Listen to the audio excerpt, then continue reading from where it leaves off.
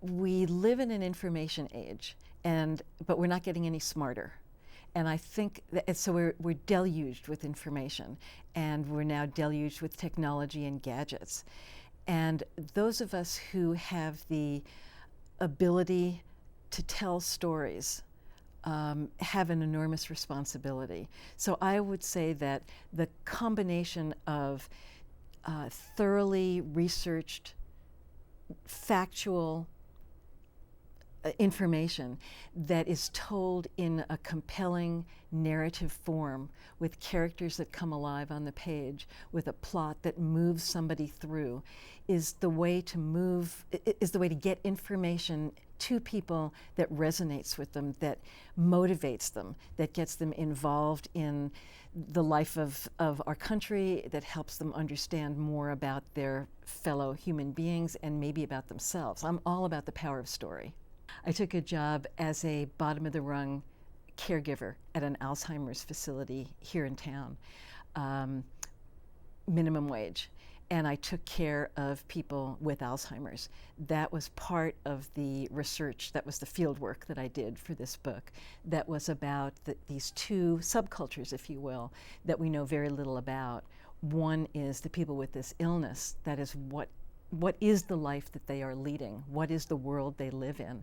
And the other is kind of the nickel and dimed, mostly women, who take care of them, the working poor. And they come together to create really an incredible and nurturing community they did in the place that I worked at. So that absolutely got me out into the real part of the working world of the state. About 8 years ago, I created an online magazine called Etude, and I always have 3 students that are associate or assistant editors working with me, and I publish student work. And so even though these students are working in workshops and seminars with me, they get extra special attention when one of their pieces is chosen, and then we can both work one-on-one on that story that we'll be publishing, and also they can see how a magazine comes together and be part of it. I think I'd like people to come away thinking about issues that are critical in terms of the media. In other words, not just accepting what they see, but thinking about who's behind what they're seeing, why are they seeing what they're seeing, why aren't they seeing certain things on the media, and what that might have to do with other kinds of relations of power in society.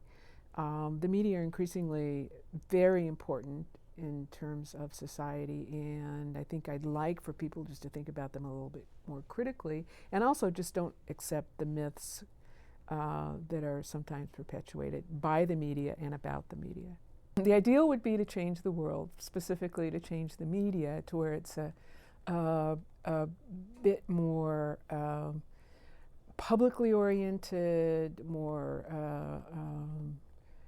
concerned with issues that relate to citizens rather than consumers and things like that. But that's certainly an ideal. I guess the most I can hope for is to call attention to the fact that the media aren't just for entertainment, they're also a business. And there are certain motivations that come along with being a business. And a lot of times people, the public, don't realize that or take that for granted. The kind of media we get, which sometimes people aren't very happy about, sometimes is influenced by the fact that media is a business. And so that, I would guess, would be a primary goal of my research, to point that out, to make people think about that. I guess that's the least I would hope for. The most would be maybe that they would do something about it. I primarily focus on communication law, freedom of the press, from an American First Amendment perspective, and also from an international and competitive law perspective. So I will pay attention to how we are approaching freedom of the press as a human right, and also how to practice freedom of the press as an important part of my teaching and the research agenda. And when it comes to the practical impact of my research, my research is used by human rights lawyers in the United States and also abroad, and also by American judges, and also international judges, including the Supreme Court of Great Britain, and also High Court of Australia. And that kind of impact is really gratifying, especially when I receive letters from human rights lawyers and the media attorneys, and also letters from American and foreign judges. Dear Professor Young, your scholarship is really affecting me and also helping me defend my clients. There is a lot more, than academic, self-ego gratification. It is a lot more, important to me, going beyond my own ivory tower approach. So I can enjoy that kind of a real-life impact on people who need my work outside the academic environment.